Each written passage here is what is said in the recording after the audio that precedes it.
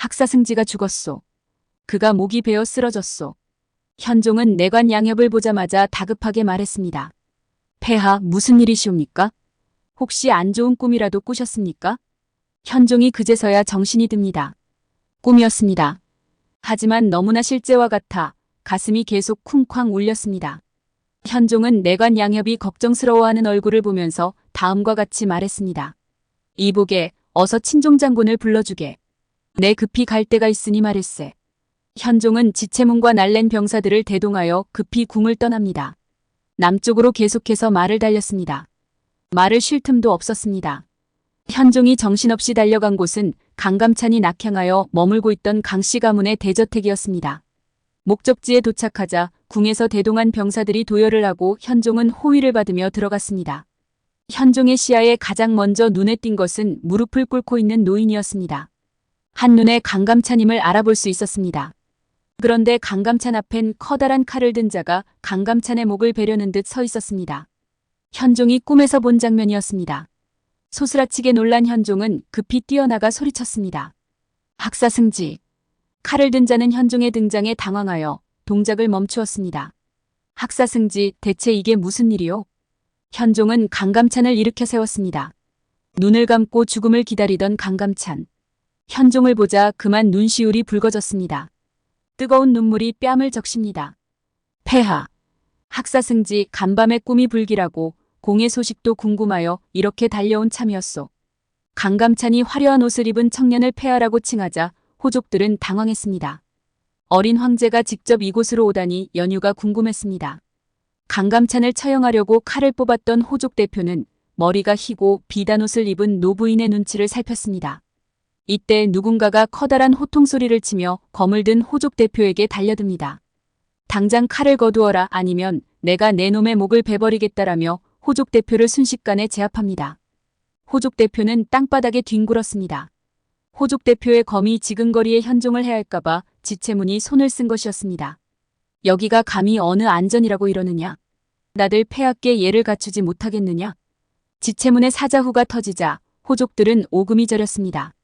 방금 전 회의에서 어린 황제의 버릇을 고쳐주자던 위세는 온데간데 사라졌습니다. 몇몇 호족은 바닥에 무릎을 붙이고 몸을 숙이려고 했습니다. 하지만 지체문의 호통에도 노부인은 눈도 깜짝하지 않았습니다. 예를 갖추려는 호족들을 손을 들어 저지합니다. 이 광경을 접한 지체문은 화가 머리끝까지 솟았습니다. 폐하, 제가 이자들을 체포의 계경으로 압송하겠습니다. 뭐 하느냐, 당장 저들을 체포하라. 지체문의 명령에 황궁의 병사들이 칼을 뽑습니다. 호족들의 무사들도 모두 칼을 뽑습니다. 일촉즉발의 상황. 강감찬의 몸 상태를 살피느라 여력이 없던 현종. 그의 무사함을 확인하곤 이제 고개를 들어 호족들을 직시합니다. 그리고는 호족 대표들에게 다음과 같이 말합니다. 그대들은 대체 누구요? 그리고 왜 학사승지를 해하려고 하는 것이오? 그러자 호족을 대표하는 노부인이 시종에게 칼을 건네받고는 대답합니다. 저희는 이 땅을 오랫동안 지켜온 호족들입니다. 저희 호족들을 배반한 자를 처단하려고 했던 것입니다. 현종은 어이가 없어 묻습니다. 학사승지가 그대들에게 무슨 잘못을 하여 배신자라고 칭한단 말이오? 호족들의 면면을 둘러보는 현종. 알겠구려. 학사승지가 그대들의 생각에 반대를 했나 보구려. 그렇다고는 하나 어찌 이리 사사로이 사람의 목숨을 빼앗으려 하는 거요? 이런 식으로 내가 파견한 안무사들에게도 위해를 가했던 것이오. 현종의 목소리엔 위엄이 서렸습니다. 그러자 부인은 날카롭게 번쩍이는 검을 검집에서 꺼내며 다음과 같이 말합니다. 저희는 고려가 서기 이전부터 각자의 영토에 터잡고 오랜 세월을 다스렸습니다. 지금 폐하가 밟고 계신 땅도 저희 호족이 관리하는 땅입니다. 그러니 폐하께선 저희 가문의 일에 간섭할 권한이 없으십니다. 그리고 안무사를 다시 보내신다면 목을 벨 것이니 그리 아십시오. 라며 이제 검을 현종과 강감찬에게 겨눕니다. 얼굴이 일그러질 정도로 붉어진 지체문. 현종에게 고합니다. 폐하, 제가 반역무리를 모조리 처단하겠습니다. 말이 끝나기가 무섭게 노부인에게 다가가는 지체문. 현종은 손으로 그를 저지합니다. 그대들이 아무리 쫓아내도 나는 안무사를 다시 파견할 것이오. 그래도 나를 막고 싶다면 나를 뵈시오. 그 말을 하고는 노부인 쪽을 향해 성큼성큼 앞으로 나갑니다. 황제의 가슴에 칼을 꽂을 수 있는 거리였습니다. 적의 칼날 앞에 가슴을 펴고 서 있는 황제의 패기. 호족 부인 역시 이번에는 당황하여 이렇게 생각했습니다. 기계와 담력이 예사롭지 않은 놈이로구나. 도통사가 정변으로 전대 임금을 패하고 허수아비를 세운 줄 알았더니 호랑이 새끼를 궁에 들였어.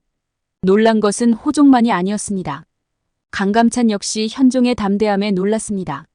아직 나이가 어려 치기만 부리는 황제인 줄로만 생각했는데 거대 호족 세력에 맞서 저리 당당할 수 있다니. 몽진을 하는 와중에도 백성들을 다독이고 호족들의 위협에 굴하지 않았다는 이야기는 이미 익히 들은 바가 있었으나 직접 황제의 자질을 눈으로 확인하니 강감찬은 눈이 밝아지는 기분이었습니다. 고려를 지킬 성군이 될 뿐이시다. 하지만 감탄만 하고 있을 수는 없었습니다. 친종장군과 호위병력이 있다고는 하나 이곳은 강씨 호족의 영토이다. 호족회의를 한다고 많은 호족들이 사병을 이끌고 왔다. 자칫하면 폐하가 위험해질 수 있다. 일단 이곳을 빠져나가야 한다. 강감찬이 무릎을 펴고 일어나 호족들을 향해 외칩니다. 안무사는 호족들을 통치하려는 것이 아닙니다. 개경과 호족들이 힘을 합쳐 강대한 거란국과 맞서기 위한 연결고리의 일환입니다. 안무사의 목을 배려한다면 그것은 반역입니다. 사만벽 상공신인 저희 강씨 가문에 더할 수 없는 수치를 남기는 일이라는 말입니다. 저희 조부께서는 태조대왕을 도와 고려를 건국하는데 일조하셨지만 우리 역시 태조대왕의 은혜를 입어보기를 누리는 입장에서 용손인 폐하께 어찌 이렇게 무례할 수가 있습니까? 그리곤 지체문을 향해 다음과 같이 말합니다. 친종장군, 나는 괜찮으니 폐하를 모시고 개경으로 돌아가시오. 수만의 고려 중앙군이 이곳에 당도하면 혹시 모를 거란의 도발에 어찌 대응할 수 있겠소? 황제가 수만 명의 병사를 이끌고 이곳에 내려왔다는 건 강감찬의 허장성세였습니다. 거짓말로 호족들을 은근히 위협한 것입니다. 황제가 친히 파견하는 안무사들마저 살해하려던 호족의 입장에서 황제와의 아련은 호족들에게 기회였습니다. 노부인이 직접 칼까지 들어 황제에게 겨눌 수 있었던 것은 호족 측의 무사들이 수적 우위에 있다고 믿었기 때문입니다. 이 기회에 황제를 제거하고 친호족적인 인물을 용상에 올릴 생각이었습니다. 하지만 현종을 따라 고려 중앙군이 이곳에 내려온 상황이라면 황제를 시해할 수 있을지 몰라도 자신들의 목숨도 위태로울 수밖에 없습니다. 칼까지 들었던 노부인은 낭패라는 생각에 이를 깨물 수밖에 없었습니다. 일단 지금은 물러서는 것이 좋겠다고 판단하곤 다음과 같이 말합니다. 좋습니다, 폐하. 저희 역시 고려의 강토가 외적에 짓밟히는 것을 원하지 않사옵니다. 폐하께서 목숨을 바쳐 거란을 막아내신다면 저희 역시 그 은혜를 갚을 것이옵니다. 대신 저희 호족들이 선대에 바쳤던 피와 땀을 잊지 마시옵소서. 라고 하고는 칼을 거둡니다. 강감찬은 노부인의 말에 뼈가 있음을 눈치챕니다. 안무사 파견에 일단 동의는 하겠지만 황제에게 거란과 싸우다 죽으라는 극언을 섞었고 거기다 자신들의 기득권을 뺏지 말라는 당부를 빼먹지 않은 것입니다. 강감찬은 반박을 해주고 싶었으나 현종의 안위를 위해 일단 참았습니다. 현종과 강감찬은 무사히 말을 타고 개경으로 돌아갈 수 있었습니다.